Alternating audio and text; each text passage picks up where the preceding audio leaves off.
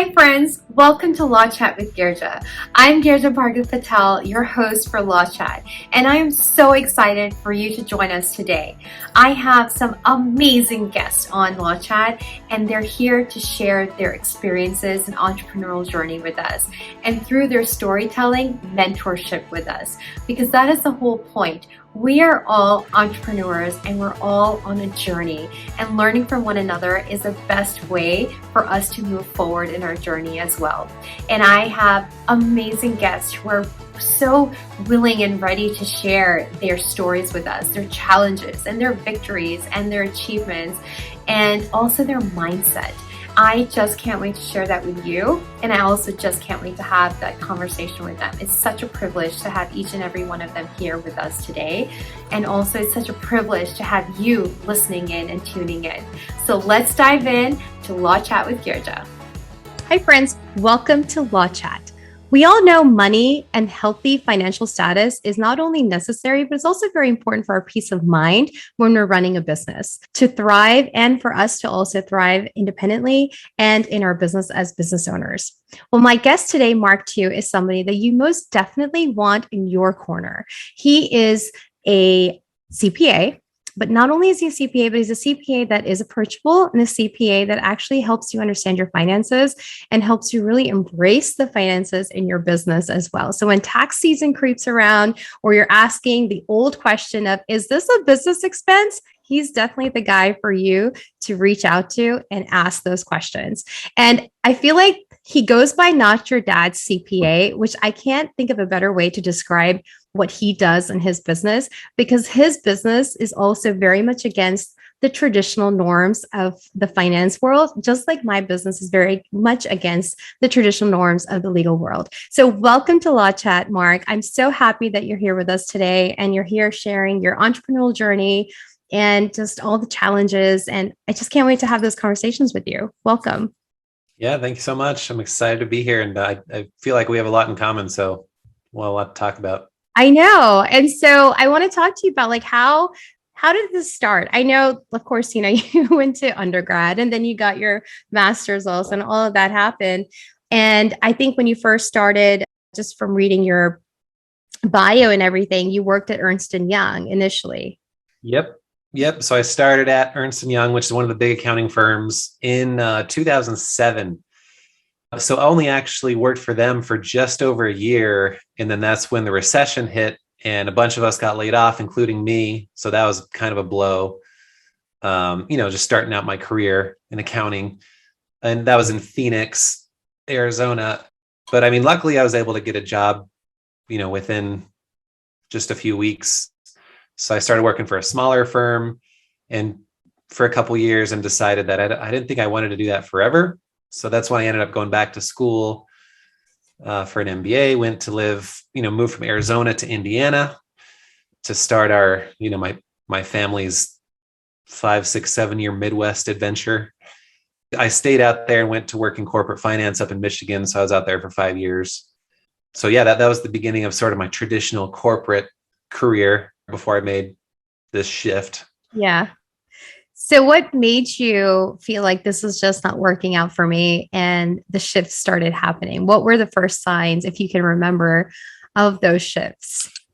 Yeah, so actually pretty quickly, I don't know if it was before or like during my very first year out of college, I started thinking like, how does this make sense that we work for 30, 40, 50 years or whatever. And then when we retire, that's when we have time for ourselves to go do, all those things we always wanted to do, but never had time or never had the money or whatever. And I was like, how does that make sense? I'm like, what if you die before then? Or what if you get really sick or disabled? And I was like, doesn't anybody else think this? But then I started getting books at the library, and I found books like The 4-Hour Work Week and all that stuff by Tim Ferriss. And I was like, this is exactly what I've been saying. Like, there are people out there who think like this, and, you don't have to follow the traditional model that's laid out for us. One thing my wife and I both had an interest in when we got married is like going to live somewhere else, like going to live abroad for a year, maybe, or something like that. Mm-hmm. and we had both lived in South America at one point before we got married. So we had that idea in our minds. So that's just something we all had always wanted to do, and something I was always thinking about and researching. And yeah, I mean, that sort of takes us up through the 5 years after I had been working in Michigan, or no, I guess it was 6 years.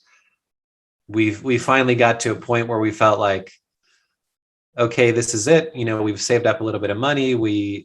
I had some work experience that I felt like, I wouldn't be totally unprepared coming back to the United States. And we sold our house and moved to Central America. This is in 2017 with our 4 kids for a year. Oh my gosh. Okay. So first of all, you don't just move to Central America with 4 kids. And like, it's literally an uproot of the whole family and also everything that you've established in where you're living in your home. And you make it sound just so easy. I'm pretty sure it's not that easy. But how did those thoughts even come? I know that you were saying that you and your wife always wanted to live abroad and, Central America, but wanting those desires and then actually realizing them are 2 different things. So how did that process happen? And what were some of the things where you're like, nope, we just got to do this? Yeah. I mean, yeah, their words. I mean, yeah, that's a good question. A lot of things did add up to sort of reinforce that decision. Yeah, I'm just, there's a lot of stuff. I mean, we do look back now and we're like, we were a little bit crazy. Like our baby was just barely 1 year old. Our oldest is like 10. So we're like, I don't know, but we're so glad we did it. But yeah, just the things I talked about, I just felt like now was the time. Mm-hmm. Why wait? Like our kids are getting older. It's just going to get harder and harder as they get into middle school, into high school. Mm-hmm. Yeah, just different things happen. Like I told you I had the good cancer. I had thyroid cancer. Mm-hmm. They took out my thyroid. But that happened, that diagnosis was just like a year before we left. And we were just like, life is seriously way too short to sit around like doing this traditional thing in a cubicle all day, 40 hours a week till I'm 65 or whatever. Yeah. And we had already been thinking about it for years. And when that happened, we're just like, oh, there's no question. We're absolutely doing this. Yeah. I think it's so interesting you said that, because I do feel like sometimes there's things that weigh on our heart. And it's like, you can say either there's some divine intervention that is weighing on that heart, or there is your sixth sense, the universe, whatever anybody wants to call it. But there's something that's there and you have to do it. And sometimes you're just scared to take that leap. And it's your gut that's talking to you and saying, do it, do it, do it. But you're always like, oh, I'm scared. I'm not going to do it. I'm not going to do it. It doesn't make sense. And all the logic, flows into your mind. But then like life comes and it literally kicks you in the butt and you're like, I think I just need to go ahead and do that now because I'm getting a second chance in life. Why the hell not? And I think like a lot of times we get small signs to do those, whatever's weighing on our heart, to do it. And we don't take heed of those small signs. And so sometimes we just need that big kick. And I think that kind of explains a lot if you've been there and you've had a big kick before and you're like, okay, I get it. I'm going to do that now. And so I think it takes so much courage to do what you did also, to go to Nicaragua and really start a life there and experience life in a different way. And, being here today, like so wonderful to be able to talk to you and have those conversations with you also, because I think a lot of us want that. A lot of us are questioning what you questioned back then. And we either allow people in our lives or what we should be doing, traditional thought processes to hold us down. And so when you did move to Nicaragua at that time, what were some of the challenges that you were facing? And did you start your business back then, or were you doing something else at that point? Yeah, that's a good question. So about 2 or 3 years prior to then, like I had always avoided the traditional path of, getting an accounting degree and then going to open up your own CPA, your own tax business. Like I just thought that was so cliche, like so uncreative. But I was finally like, okay, I have the CPA, I've done the work. Like I should just try doing some of my friends' tax returns, get a little bit of extra money, see if I like it. I started off doing just a couple tax returns, and then the next year it doubled, and then the next year it doubled. And by the time we went to Nicaragua, I probably had like, I don't know, 50 or so clients, if you could call them that. Mm-hmm. So a little bit of money. So I continued to do that. And, I had a social media presence, and things snowballed a little bit. I started niching down into the e-commerce or online business space, and I just started going with it. And I didn't know at that point when we were gone, when we came back, if I was going to try and do my own thing, which was a scary thought, full time, or, try and find a job somewhere. Like I was really on the fence. But ultimately, I did come back and go full time into my own thing. But yeah, I had sort of started dipping my toe in a few years prior. Mm-hmm, mm-hmm. And you had mentioned that you had a social media presence. So how long had you had a social media presence for? Yeah, that's a good question. So I had around the same time as I started doing a few tax returns, I got into like the personal finance blogging space. Mm. So I had a blog that was acquiring like a modest following, and I went to a few conferences where I made contacts and stuff. I only did that for a couple, I don't know, 2 or 3 years, but yeah, and then I sort of shifted the focus to my CPA. Like I had my website, notyourdadscpa.com, so people could find me there. And then it was in Nicaragua where I think I started my Instagram page. Mm-hmm. And things started growing. Like I got invited to speak at like a small reselling conference, and things just started growing. And I was like, seems like there's a lot of potential here. Yeah. And there's totally a market that you tapped into that you didn't even realize that actually needed all of that help. I feel like finances is absolutely essential. You can't run away from it. So. It's huge. As soon as I got on Instagram, because someone told me I should, but I discovered a whole world on there. There's like all sorts of people who are, selling stuff on Instagram or on eBay or on Amazon or whatever. And there's like this whole world on there. And I had no idea. Yeah. And also, I think like even today, I feel like professionals who are on Instagram or TikTok or something, those you can safely say are pretty creative in their minds. And I also think like even the finance world. So I did undergrad, I did finance and accounting also, just, to have a safe backup plan. No wonder we get along so well. But I feel like with social media and stuff, when you have those lawyers or professionals that are sitting there and talking, there is creativity, but even in our realm, there is creativity. You have to find creative solutions at times. And even in the legal world, you have to find creative solutions. We just don't call it creative. We just say, oh, they're smart and they're genius. And there's, they're finding strategy here. But it's really creative at the end of the day. And I think it's just so fun that I don't know if about you, but I love being able to be more creative. I love being able to show more of my personality on my social media and not be worried about, oh, is this going to look okay for like court decorum, or is this going to be okay for like, any type of legal decorum? So that's why I was wondering about your social media as well. Yeah, that's interesting because I don't know if I don't know. Some people might say I'm creative, but I don't feel creative on the inside, and I'm an introvert, but I do like connecting with people. And, I just feel like being a little bit non-traditional really helps me connect more with people, than if I were, I don't know, that if I were a lot less accessible. Mm-hmm. Like, I know one thing that's kind of funny is like before COVID, I mean, for the most part, people know I work from home. They know I'm like them, we connect, but I was on one phone call and one of my kids, yelled in the background, and it really flustered the lady. She was like, is that a child? She was offended. And I was like, yeah, sorry, I'm working from home. But, since COVID, it's like, you see everybody's kids running in the background and stuff, and everybody just gets it, and we're connecting. And I feel like it's been, oh my gosh, it's like normalized parenthood. Totally. Which is so mind-blowing to me that why the heck was this not normalized beforehand? It's been around for many, many, many, many, many years. And so why are we now suddenly normalizing parenthood, even for fathers or mothers?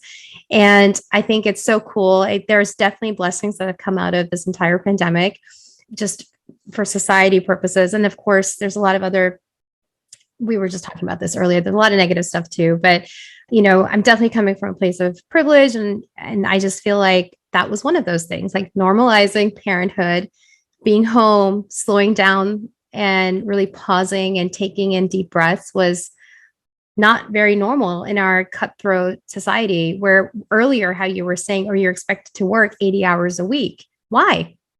How productive are you in those 80 hours?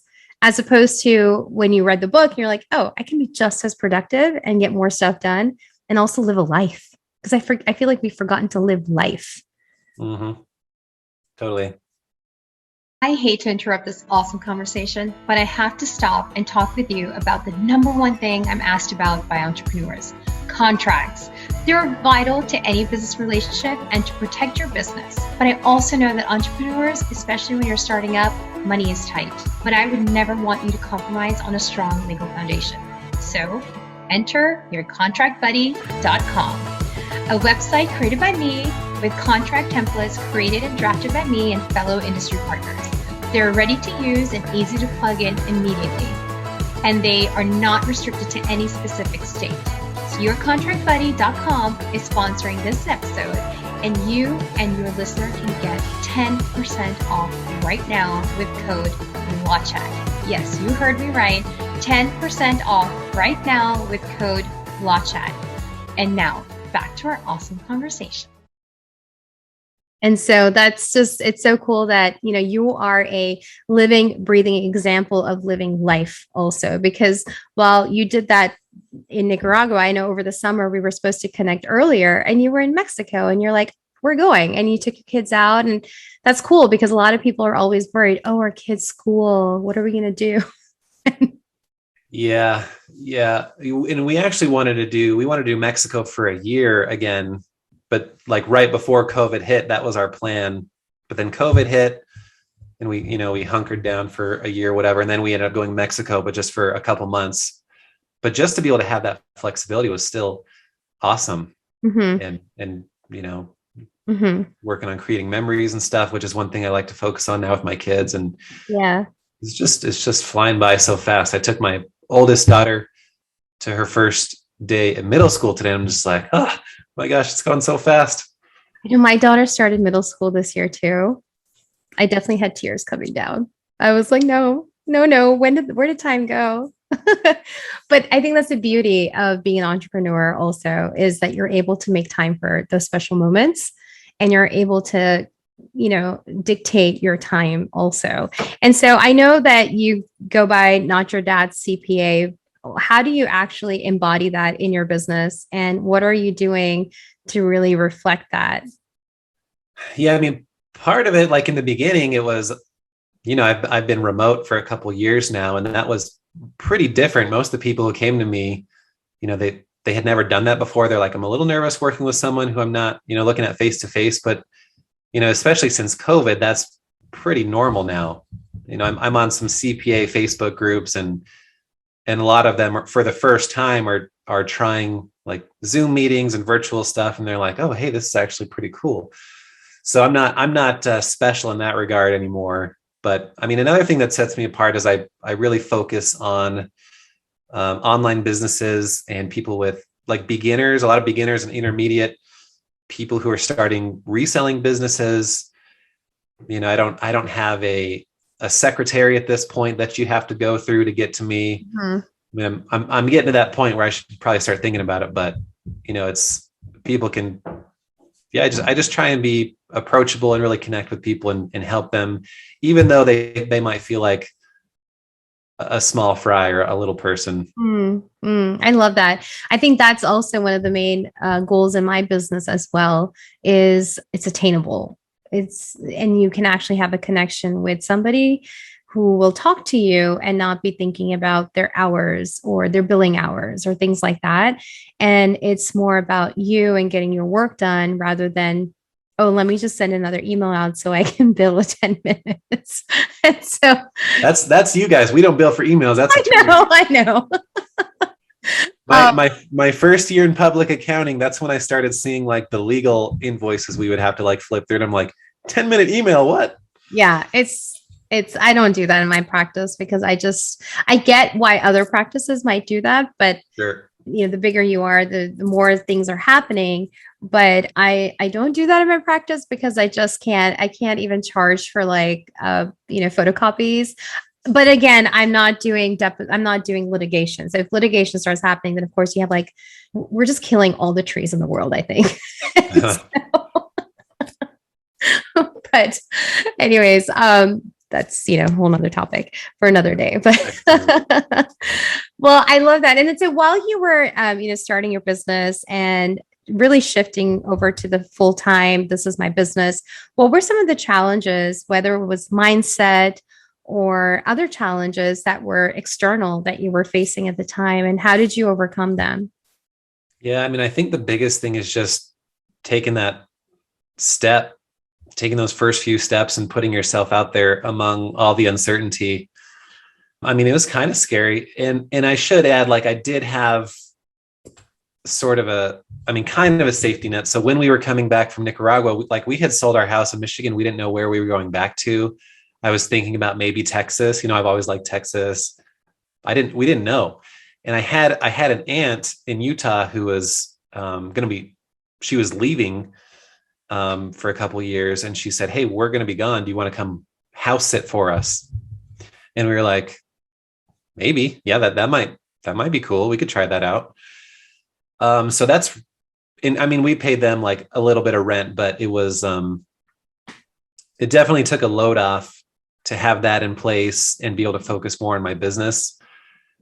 So, I don't know if you could call that cheating a little bit, but that was just something that the universe offered me that I took.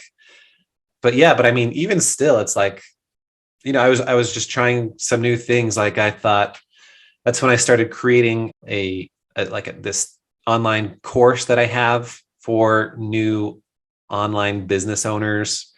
I didn't know how that was going to pan out. I didn't know. Yeah, just the uncertainty. I'm kind of rambling, but that's the main thing. Just going for it. Yeah. But you didn't let the uncertainty hold you back. And so what pushed you forward then? What made you move past that uncertainty? Yeah, I think just deciding that I was going to do it and just being able to visualize the results that I wanted and being motivated by those and just making the decision to stick with it, at least for a while. Yeah. And then seeing the growth, that added motivation. Mm-hmm. Yeah. Cause I know that earlier you were saying that you had like a choice to even like maybe go work for another firm or something, but you chose not to take that route. That was a safer route, probably. That was the more certain route also. And so you never gave into that either because you stayed focused on your path. Yeah. Yeah. And I think, it's really hard to say, like, had we not had that opportunity to go just live in my aunt's house, I don't know if I would have gone and got a job.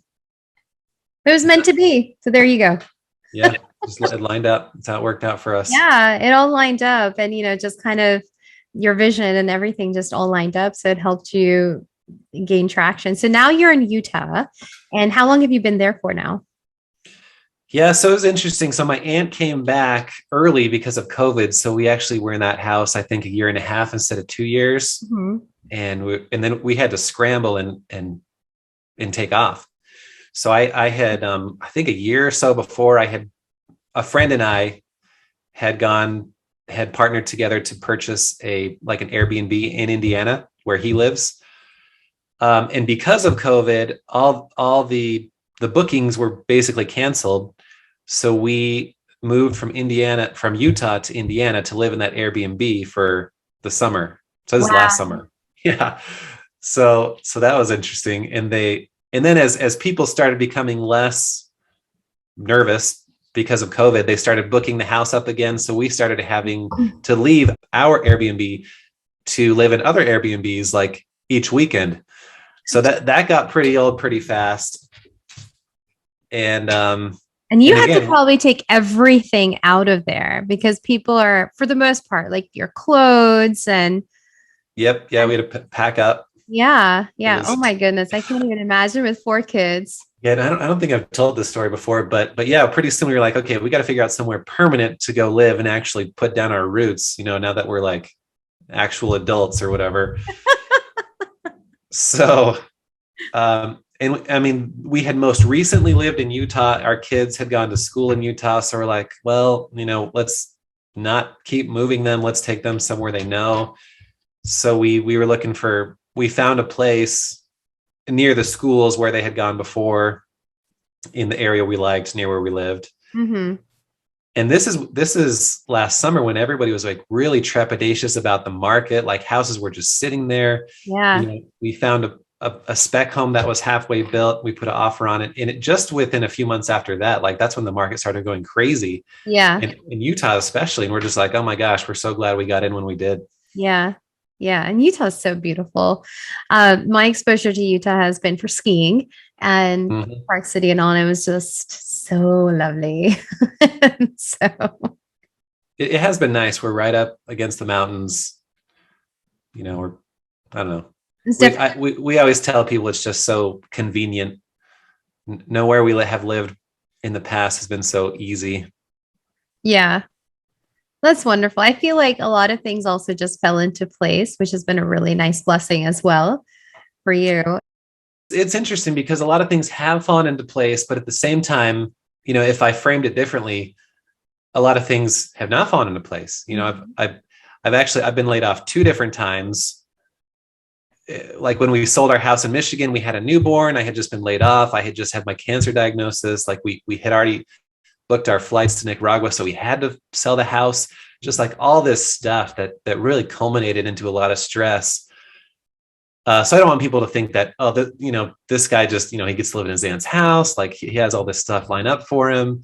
I mean, there's been a lot of crazy things too, but then, just by pressing forward and making decisions, it seems like it always works out. And, one thing interesting, or I thought was interesting at the time, that my mom told me when I was a kid, she's like, everything works out. And even when it doesn't work out, it still works out. Yeah. And I was like, oh yeah. Okay. I absolutely say that line to my kids all the time as well. And, they're moaning and groaning and rolling their eyes at me at times, but it's true. It's true. And, you pressed forward. Obviously, you overcame those challenges, even with the health. And, I think a lot of us face challenges at different seasons in our life and in different age times in our life also. Some might have it earlier, some might have it later. But what matters is moving forward, and moving forward boldly, because there's no other way, in my opinion, to go forward. So. And that's one reason I like doing taxes. People always ask me, do you actually like doing taxes? Mm-hmm. And, I don't like, maybe not taxes alone, but it's actually a way that you can really connect with your clients, because everything, every life event, a marriage, a death, sickness, all that life stuff, those all have tax implications. Yeah. So, I'm learning stuff about my clients and these people that maybe not a lot of other people know. So that makes me feel like I have this connection with them, and, they can ask me like, okay, what should I do about this health thing? Is that deductible? Mm-hmm. And even though we're talking about money, you can still connect over that life piece of it. So that's one thing I enjoy about what I do. Mm-hmm. That's a great way to look at it too, because I think you're right. When people think of numbers, like, oh, whatever, that's so boring. Or when, even with law, there's like, oh, you're writing a contract. That's so boring. But actually, I actually love doing it. I think it's so fun. You get to really get deep into the weeds with your clients also. And there's a more intimate conversation that's happening. And you really connect on a different level with your clients. And I think that's so true. Yeah, for sure. Yeah, absolutely. And I know that, we've talked about the challenges and things like that. Is there any overarching thought that you get as an entrepreneur that kind of keeps creeping back up over and over again? And how do you walk past that? I know that you're just you have to keep pushing forward, but what are maybe some thoughts that keep resurfacing for you? Like doubts or just general thoughts? Doubts. I mean, I think all of us have doubts all the time, but just like some doubts or things that could actually be like roadblocks if you don't have a way to move past them. Yeah, that's a good idea. I mean, I find that I struggle with motivation sometimes.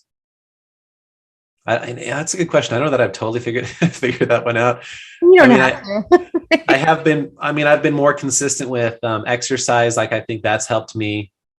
And this is probably just part of getting older too. But yeah, I think just one thing that has really helped me is doing a better job, like scheduling my day, scheduling my week, because it's easier when you're an employee and your supervisor gives you deadlines and you just have to get it done no matter what.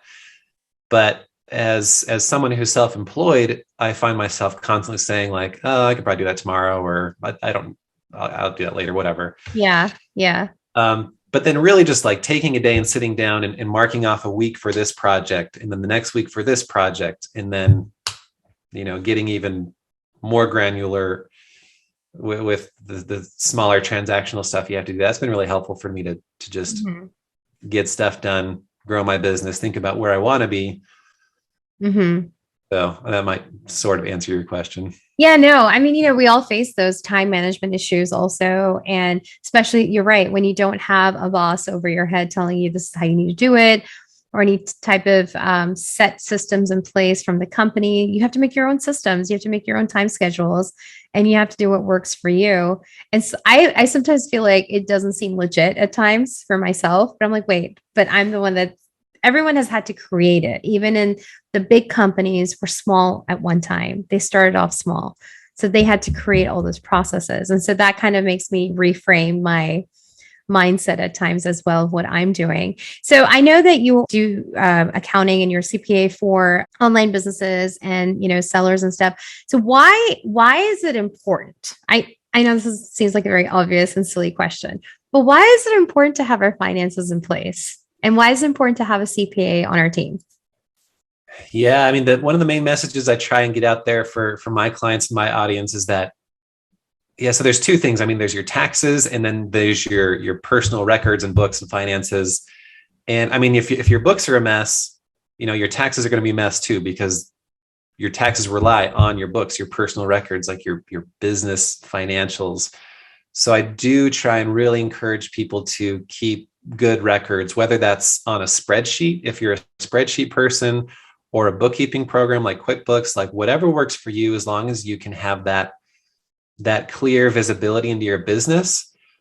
And also that it's not just for your taxes. Like, a lot of people really just keep records because they don't want to be audited.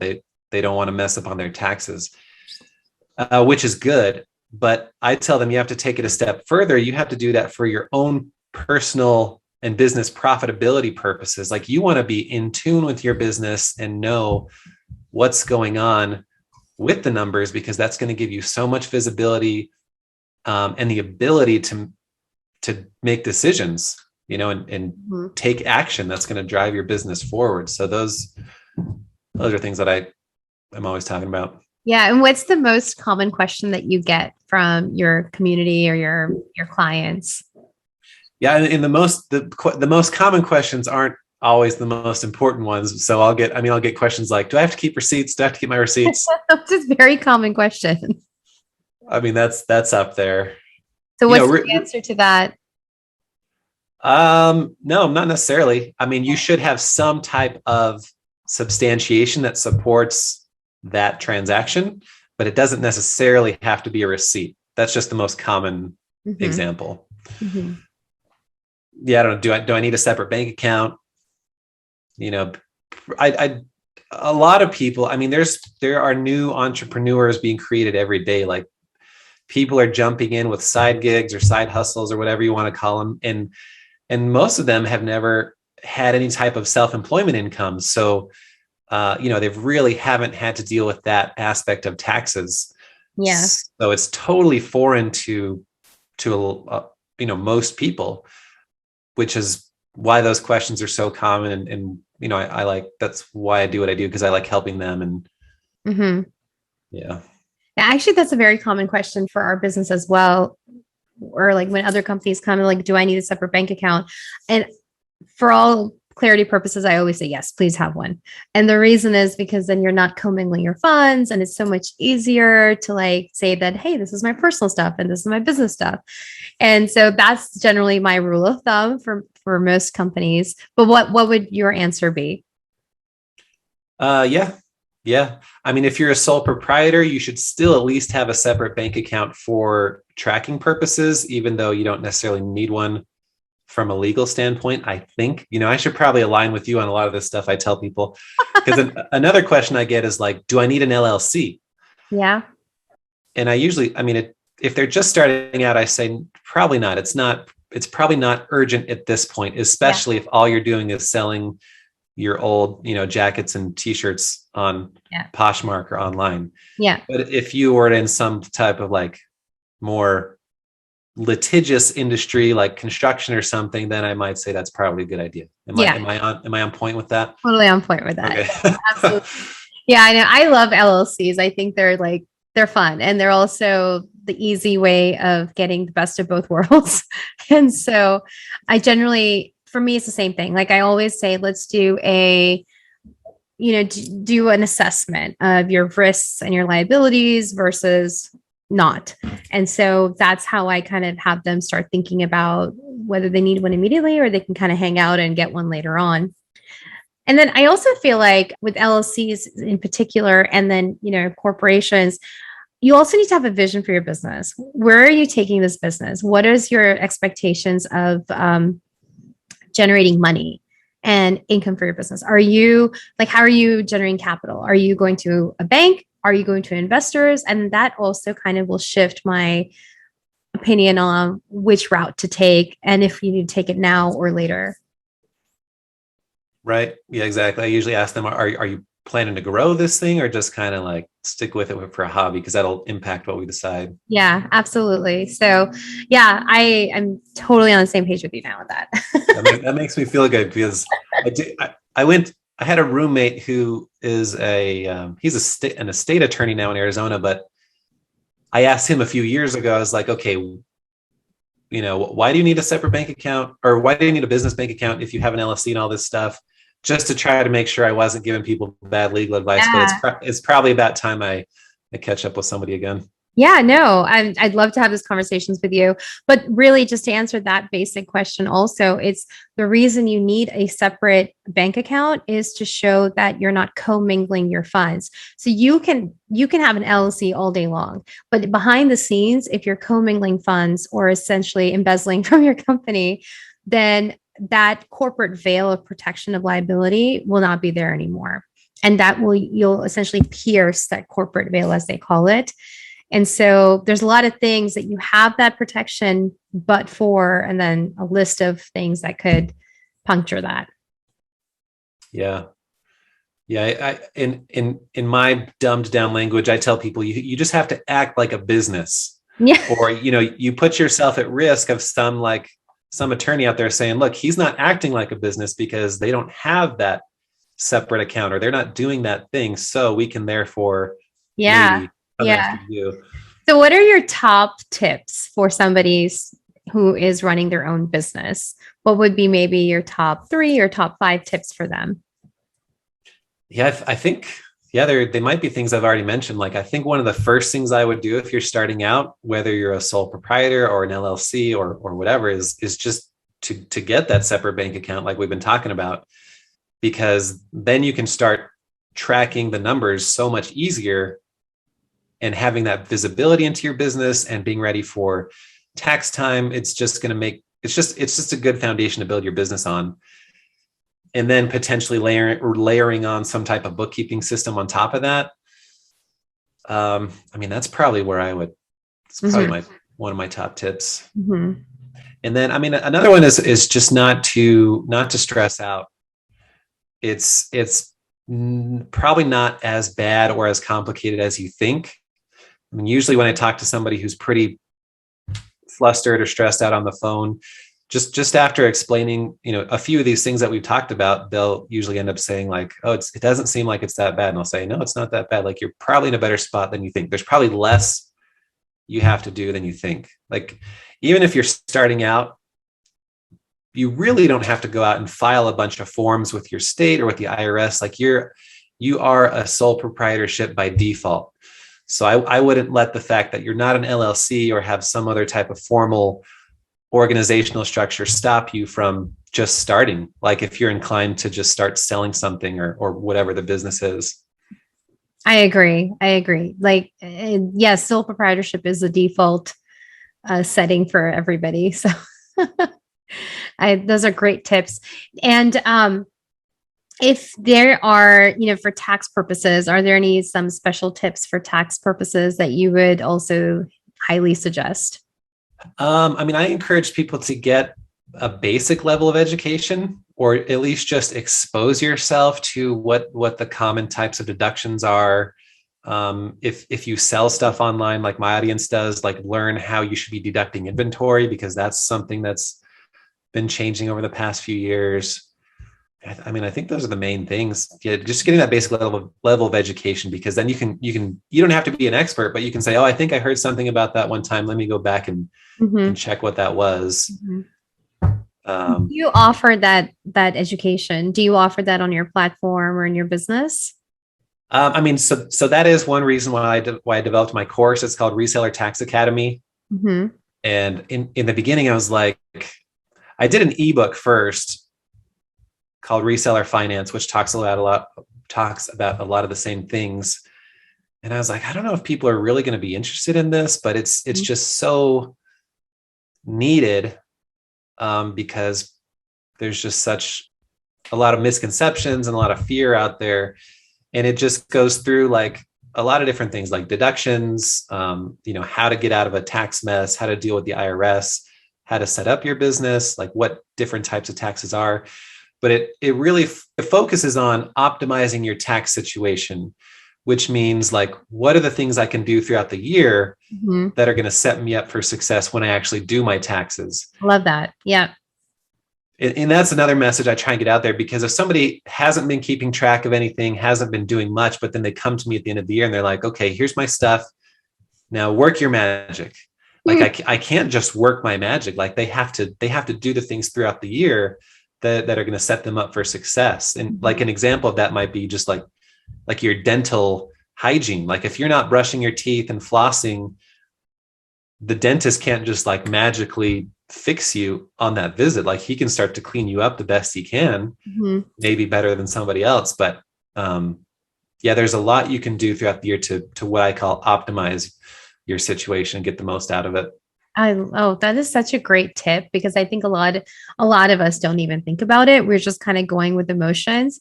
And so this course teaches that as well. That's the focus. Like people will ask, will this tell me how to do my taxes? And I'm like, maybe a little bit, it'll help you, but really it's about helping you to do those optimizations that'll set you up for even more success. And if you could just briefly share with us just a couple of those small actions that we can take for optimization in our businesses throughout the year, what would be a couple of those tips? Yeah, again, like the foundational thing of bookkeeping, because if you don't have a record of your numbers, you're either going to overstate them, overstate your sales and your taxable income on your taxes. So you'll end up paying more taxes, which you don't want, or you'll understate them, which you really don't want, because then the IRS can come after you, for that amount you're not reporting. One easy example is, maybe you've been in business for a few years and, let's say you have like a $50,000 annual profit and you're still a sole proprietorship. Well, you come to me and I could tell you, well, you should have been operating as an S Corp, because then you don't have to pay self-employment tax, and you could have saved like, I don't know, $5,000 to $10,000 just by changing that entity type. There are various things like that's kind of like money. What do they say? Low-hanging fruit, like money on the table, like all that stuff. You don't want to leave it there. Yeah. And those are just things that you would actually find out from talking to someone like you. And I think it's so essential to have that line of communication open with, a CPA or a bookkeeper or somebody who can actually guide you in that way. And I'm going to be linking all of this stuff to the show notes as well. So if anyone's listening and they want to reach out to you or join in on that course, they can do that as well. And before I actually even get into the whole, how can we contact you? One of my big questions that I love asking from all my guests is, what's your anchor when things are just not going your way and you feel like the world is collapsing, or, what is that one thing that keeps you steady? I love that you're laughing at that. I mean, it's because the first thing that comes to my mind is something that's just so trivial. It's not like something like really inspiring. It's Like, okay. I mean, sometimes, like, sometimes there are just those things that comfort you. And I think this stems back to my college days. Like when I would do poorly on a test, I would go out and get just like a hot and ready pizza and just like take it into my room and turn on some loud music and just eat my pizza. And that was like really soothing for me.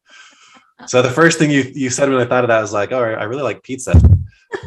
But Hey, a lot of us eat our emotions. Okay, it's totally fine. okay, I'm not alone. Yeah, I think just knowing that what I'm doing now gives me so much more flexibility and so much more enjoyment than I just prefer it so much more to what I used to do, which is work in a corporate setting, which some people thrive on. Like, I don't want to knock that at all. Yeah. But then, even as an entrepreneur, it comes with its own set of challenges, which, like you said, can get you down, can get you demotivated. But then just thinking about that snaps me out of it pretty quick. I'm like, okay, maybe today's a hard day, or that client yelled at me or whatever, but actually I do love this whole situation and am fortunate to be in it. Yeah.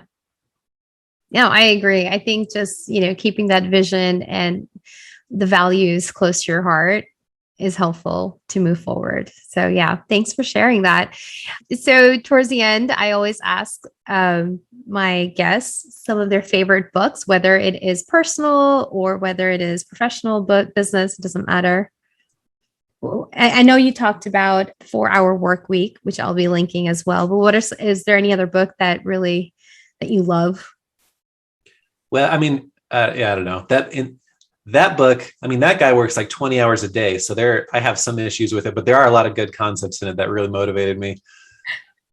But I think I always start books and I never finish them because I'm reading so many at the same time. But one thing that I feel like really changed my mindset, or helped to change my mindset early on, was The Millionaire Next Door. So it was really popular in the 90s, and it really shed light on what wealthy people really look like. And it's not what you think. And I remember my dad bringing it home and just like telling us all this stuff. And I was like, oh, really? Like, they could literally be our neighbor next door who drives a modest car, and they're not flashy, and they actually save their money and they work hard.